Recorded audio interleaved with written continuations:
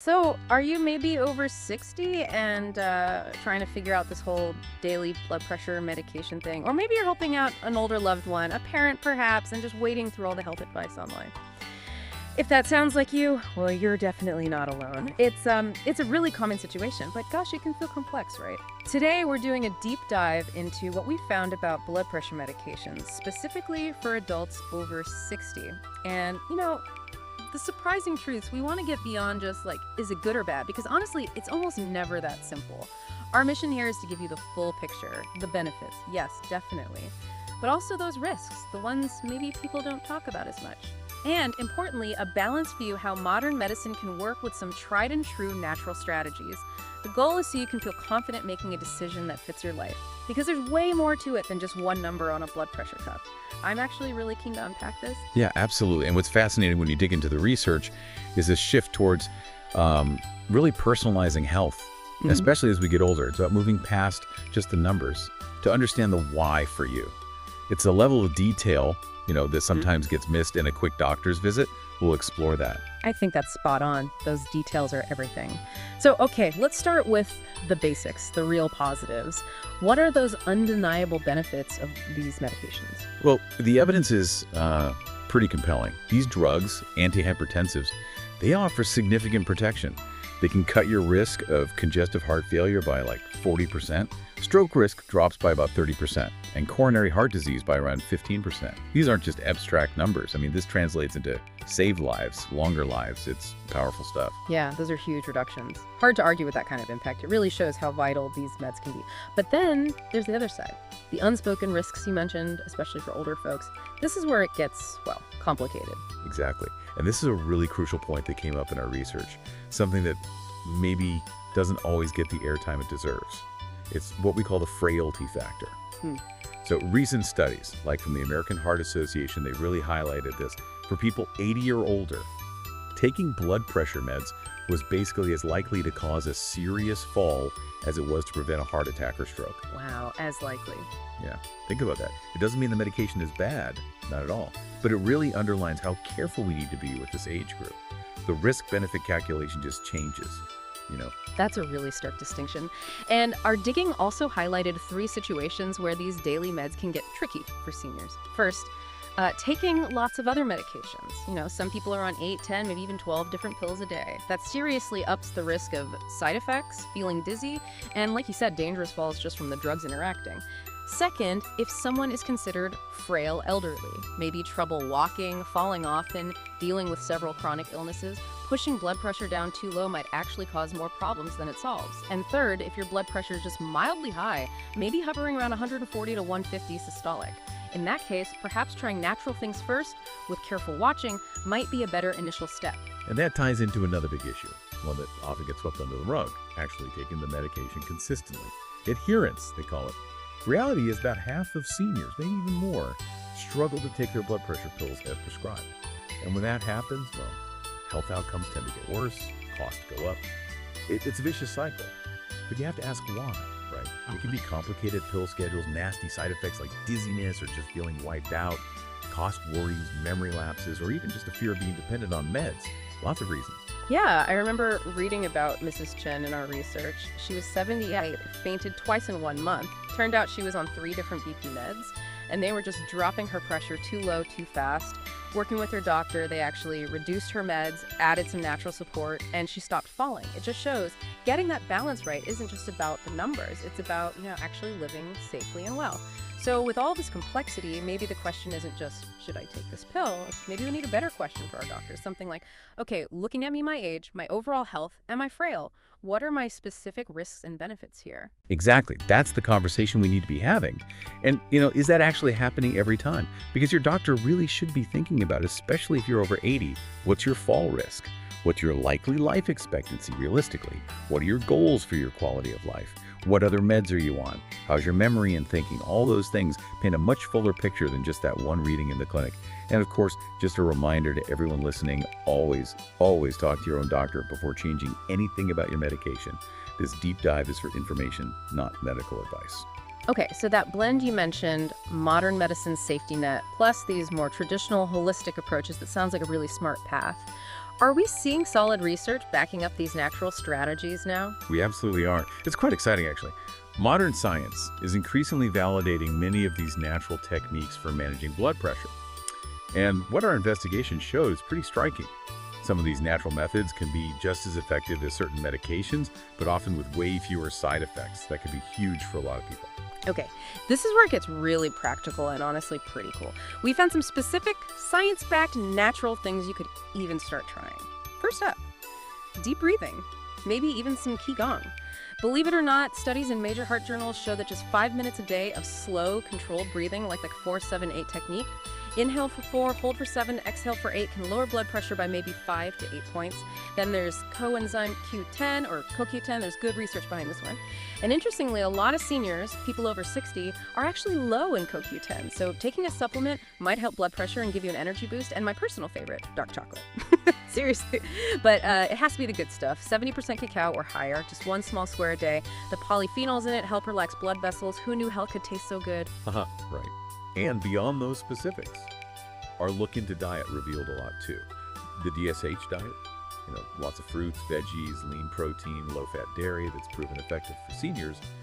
But we found that tweaking it a bit, drawing on principles from, say, traditional Vietnamese medicine, can sometimes yield even better results. So emphasizing things like leafy greens, especially Asian ones like bok choy, berries, goji berries are great, garlic and ginger, which are kind of natural blood thinners, green tea, though maybe not too late in the day if you want to sleep well. Omega-3 rich fish, definitely, and whole grains like brown rice.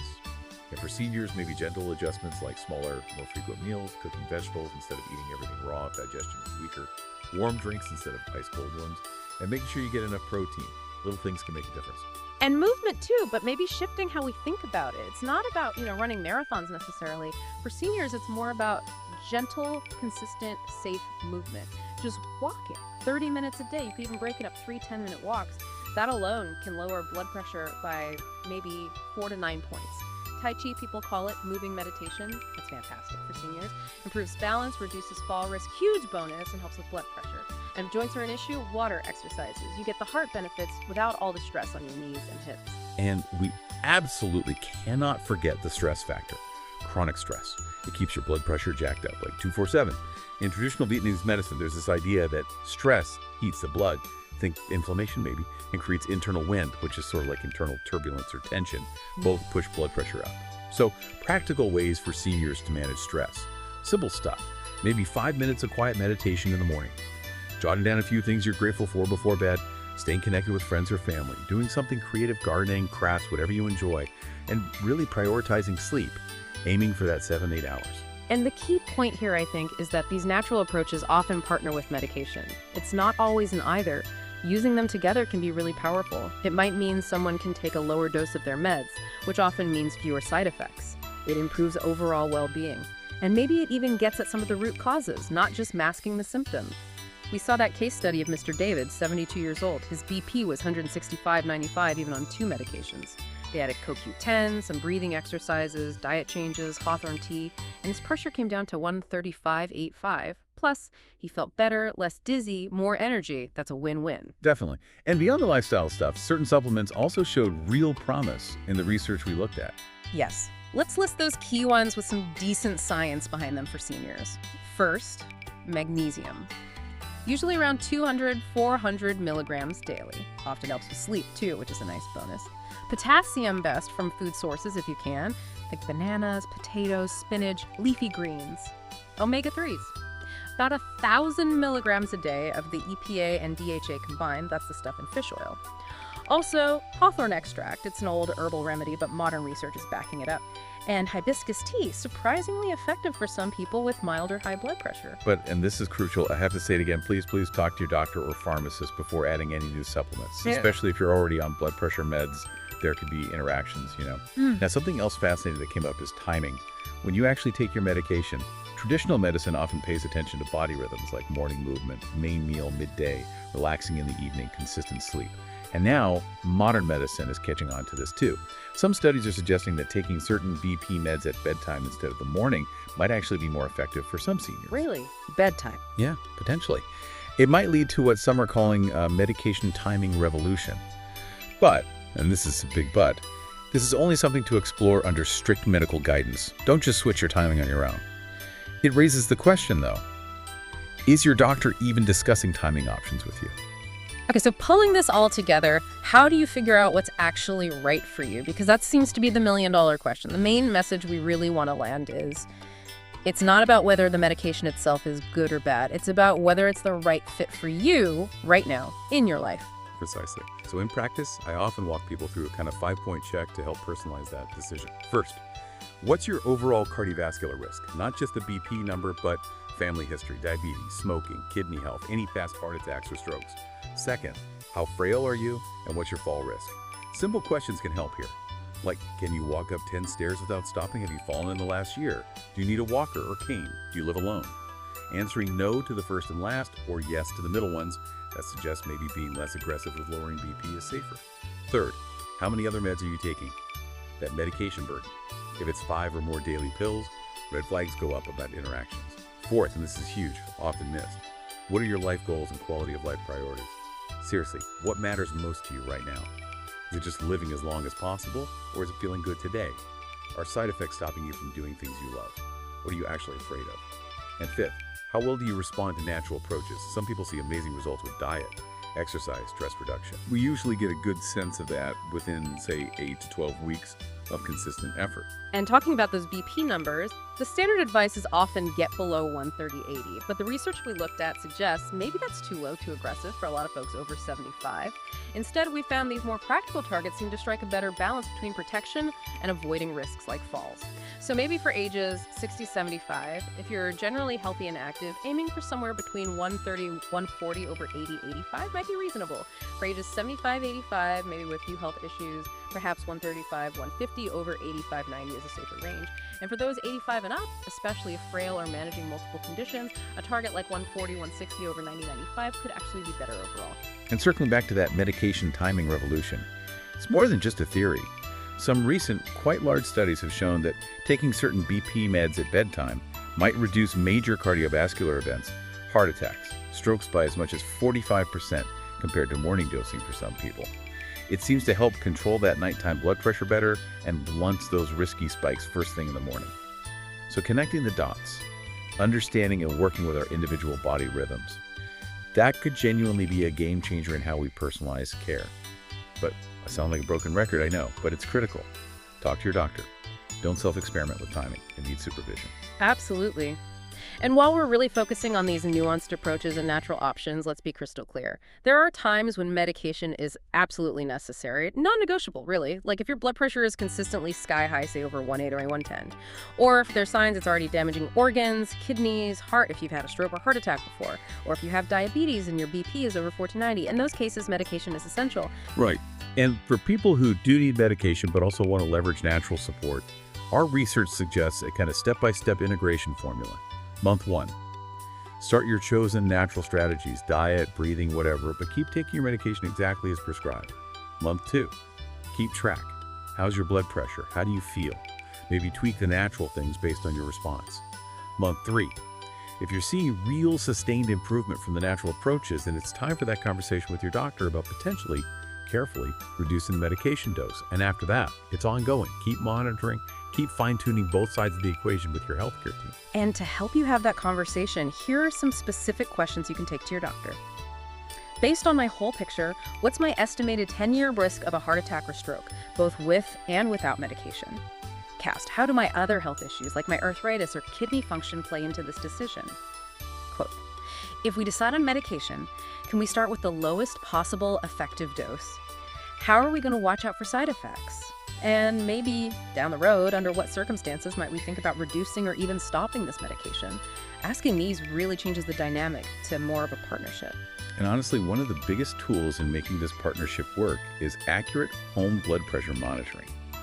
This is huge. So many people have white coat hypertension. Their pressure shoots up just being in the doctor's office. Home readings give a much truer picture. The key is doing it right. Same time each day, morning and evening ideally. Sit quietly for 5 minutes first. Use the right size cuff, that's important. Take 2 or 3 readings, a minute apart, and average them. And track the numbers over time. Look for patterns, not just one odd reading. That makes so much sense. Get the real story. Exactly. But, and this is a critical warning, never, ever just stop taking your blood pressure medication suddenly on your own. You can get this dangerous rebound hypertension where your pressure shoots way up. If a change is needed, it must be done gradually, under your doctor's careful guidance. It's also interesting how different traditions offer insights. You mentioned Vietnamese medicine earlier. They might look at someone's overall constitution. Are they naturally more hot or yang, needing cooling foods, or more cold or yang deficient, needing warming things? It's just a reminder that health is holistic, right? Not always one size fits all. Precisely. And finally, a word for the family caregivers listening. Your role in this is just immense. Helping with pill organizers, encouraging those healthy lifestyle changes, watching for side effects, being an advocate at appointments, supporting your loved one through gradual changes. You are absolutely vital partners in their health journey. When you step back and look at it all, this deep dive is really about finding that sense of freedom, that peace of mind that comes from making choices you understand and feel good about. I was really struck by the story of Mrs. Rodriguez. She was initially quite scared about medication side effects, but working with her team, she found a plan that balanced her health needs with her desire to stay active and engaged. She actually said, "I finally feel like I'm living my life, not just managing my diseases." And that's what it's all about, isn't it? Living fully at any age. That's definitely achievable. Absolutely. So to help you get started, maybe right now or tomorrow, here are 3 simple, concrete things you can do. 1, grab a piece of paper or open the note on your phone and jot down your latest blood pressure readings. List all the medications you take, including supplements, and any symptoms you've been noticing. Just getting it down on paper. Knowledge is power, right? 2, pick one simple, natural thing we talked about. Just one. Maybe it's 5 minutes of that 4-7-8 breathing before you go to sleep tonight.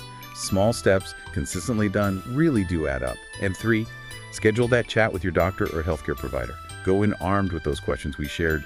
You deserve clear, personalized answers, not just a prescription pad response. And please, if this information resonated with you, share it. Talk about it with your spouse, your sibling, a friend, your adult kids. Health transformation really does happen faster and sticks better when families and communities support each other. And maybe a final thought to leave you with. This whole deep dive, it's not really about hitting some perfect blood pressure number or following rules perfectly. It's more about remembering that you genuinely have more influence, more control over your health journey than you might realize. It's about using that insight, that wisdom, to make choices that truly serve both how long you live and how well you live. Because you really don't have to pick one over the other. With the right personalized approach, you absolutely can have both. Well said. Here's to your health, to your wisdom, and to your power to make the decisions that truly serve your best life.